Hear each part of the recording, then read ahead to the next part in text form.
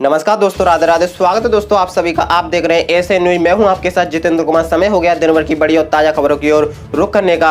शुरुआत करते हैं हेडलाइंस के साथ। महाराष्ट्र, यूपी समेत इन 9 राज्यों में गुड न्यूज। कोरोना वायरस के नए केस बढ़ने की रफ्तार थमी।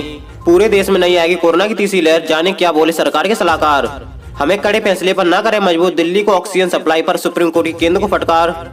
बंगाल ने खींच दी कांग्रेस के माथे पर चिंता की लकीरें। जाने कैसे आगामी चुनावों में कठिन होगी राह। दिल्ली में काबू में आ रहा है कोरोना। 24 घंटे मिले जितने नए केस उतनी ही रिकवरी। दिल्ली सरकार का अस्पतालों को फरमान, हर 2 घंटे में ऐप पर अपडेट करें बेड्स की जानकारी। ऑक्सीजन की कमी से मरे कोरोना मरीजों के परिवार को मुआवजा देने की मांग पर विचार करे दिल्ली सरकार। ऐसे कैसे कम होगा कोरोना। वाराणसी की तस्वीरें देखकर चौंक जाएंगे आप। 2 हफ्ते के अंदर सभी शिक्षा कर्मियों के वेतन का हो जाएगा भुगतान। कोरोना के बढ़ते केसों के बीच विश्वविद्यालय कॉलेजों में ग्रीष्मकालीन अवकाश घोषित। जाने कब तक रहेंगे बंद। झारखंड के हर गांव में चलेगी 6 योजनाएं। कोरोना काल में लौटे प्रवासी श्रमिकों को मिलेगा काम। कोरोना के चलते जयपुर और जोधपुर में सेना का कॉमन एंट्रेंस एग्जाम स्थगित। स्नातक और अंतिम वर्ष परास्नातक चौथे सेमेस्टर की परीक्षा जून 2021 में एमपी के उच्च शिक्षा विभाग ने जारी किया एम नोटिस। महाराष्ट्र के कातुर में शनिवार से 6 दिनों का लॉकडाउन। 4 लाख से ज्यादा लोग वैक्सीन की दूसरी डोज का कर रहे हैं इंतजार। नहीं मिल रही है कोवैक्सीन। देश के कई राज्यों में कोरोना वायरस के नए मामलों में मामूली उतार चढ़ाव देखने को मिला है। खासकर महाराष्ट्र, यूपी, दिल्ली और छत्तीसगढ़, गुजरात, मध्य प्रदेश, तेलंगाना, झारखंड समेत केंद्र शासित प्रदेशों में पिछले कुछ दिनों में कोरोना के केस में उछाल देखने को मिले थे। लेकिन फिलहाल संक्रमण की रफ्तार में कमी आई है और गिरावट भी देखने को मिली है। देश में कोरोना की तीसरी लहर आने के बाद कहने वाले केंद्र सरकार के मुख्य वैज्ञानिक सलाहकार के विजय राघवन का कहना है कि ये हर हिस्से में नहीं आएगी। राघवन ने कहा कि यदि जरूरी उपायों को अपनाया गया तो देश के हर हिस्से में कोरोना की तीसरी लहर नहीं आएगी। इससे पहले उन्होंने गुरुवार को कहा था कि देश में कोरोना की तीसरी लहर जरूर आएगी। उनकी इस टिप्पणी के बाद देश में कोरोना खतरा बढ़ने की आशंका जताई जाने लगी थी। इस पर सफाई देते हुए राघवन ने शुक्रवार को कहा कि यदि सावधानी बरती गई तो ये हर जगह पर नहीं आएगी। महामारी के देश के तमाम हिस्सों में अलग अलग पीक देखने को मिले हैं।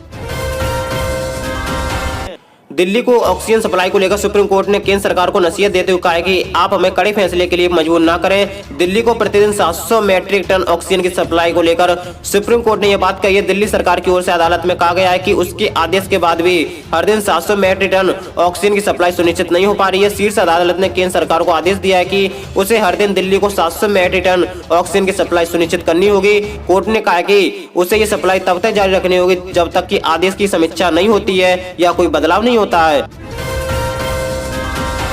विधानसभा चुनाव में कांग्रेस कोई करिश्मा नहीं दिखा पाई। तमिलनाडु को छोड़कर बाकी सभी प्रदेशों में पार्टी अपना पुराना प्रदर्शन दोहराने में नाकाम रही। पश्चिम बंगाल में कांग्रेस मुख्य विपक्षी दल थी, पर रुतबा तो दूर पार्टी खाता तक नहीं खोल पाई। ऐसे में इस हार का खामियाजा कांग्रेस को अगले साल होने वाले 6 राज्यों के विधानसभा चुनाव में भी उठाना पड़ सकता है। दिल्ली में कोरोना संक्रमण का ग्राफ अब धीरे धीरे नीचे आने लगा है। आज जहां 19 से अधिक संक्रमितों की पुष्टि हुई है, वहीं इतने ही मरीज ठीक भी हुए हैं। हालांकि मौत का आंकड़ा थोड़ा बढ़ गया है। अब पॉजिटिव दर 24.92% आ गया है। दिल्ली के अरविंद केजरीवाल सरकार ने कोरोना संक्रमितों को एक नई राहत देते हुए कोविड-19 मरीजों का इलाज कर रहे सभी अस्पतालों को जितनी बार संभव हो सके उतनी बार दिल्ली कोरोना ऐप और वेबसाइट पर बेड्स की उपलब्धता की जानकारी अपडेट करने का निर्देश दिया है। लेकिन इसमें 2 घंटे से अधिक समय नहीं लगना चाहिए। दिल्ली हाईकोर्ट ने शुक्रवार को आम आदमी पार्टी सरकार से ऑक्सीजन की कमी से मारे गए कोरोना संक्रमित मरीजों के परिवारों को मुआवजा देने की मांग पर विचार करने को कहा है। हाईकोर्ट ने सरकार को इस मांग को लेकर दाखिल जनहित याचिका को बतौर प्रतिवेदन स्वीकार करने उस पर निर्णय लेने को कहा है। शिक्षा मंत्री विजय कुमार चौधरी ने शुक्रवार को कहा कि राज्य के शिक्षा कर्मियों के बकाये वेतन का भुगतान 2 सप्ताह के अंदर हो जाएगा। उन्होंने कहा कि यह सही है। पिछले 2-3 महीने से वेतन भुगतान के लंबित रहने के कारण शिक्षा कर्मियों की बदहाली है। सरकार उनके कठिनाइयों के प्रति जागरूक एवं संवेदनशील है। इसके मद्देनजर प्राथमिक, मध्य प्राथमिक विश्वविद्यालय के अलावा विभिन्न विश्वविद्यालय के शिक्षाकेतर कर्मियों के वेतन भुगतान की राशि का स्वीकृति देश निर्गत किया जा चुका है। कोविड की घातक लहर को देखते हुए उच्च शिक्षा विभाग ने सरकारी विश्वविद्यालय कॉलेज में 7 मई से 12 जून तक ग्रीष्मकालीन अवकाश घोषित कर दिया है। कॉलेज अप्रैल तीसरे सप्ताह से ही बंद चल रहे हैं। कोविड संक्रमण रोकने के लिए सरकार पहले से विश्वविद्यालय कॉलेजों में बंदी लागू कर चुकी थी। अब उच्च शिक्षा विभाग ने जल्द हालत काबू में न होते हुए अभी से ग्रीष्मकालीन अवकाश को भी घोषित कर दिया है। पहले ग्रीष्मकालीन अवकाश आमतौर पर जून जुलाई में होता था। अब सचिव शिव स्वरूप त्रिपाठी की ओर से जारी आदेश के अनुसार ग्रीष्मकालीन अवकाश में पूर्व और भविष्य के लिए देय अवकाशों को शामिल किया गया है।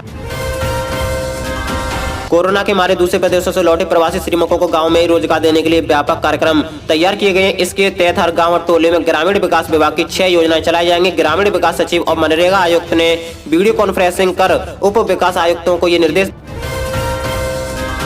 देश में कोरोना संक्रमण के बढ़ते मामलों को देखते हुए सेना में भर्ती के लिए 30 मई 2021 से होने वाला कॉमन एंट्रेंस एग्जाम CEC को स्थगित कर दिया है। ये परीक्षा फिलहाल जयपुर और जोधपुर केंद्रों के अभ्यर्थियों के लिए स्थगित की गई है।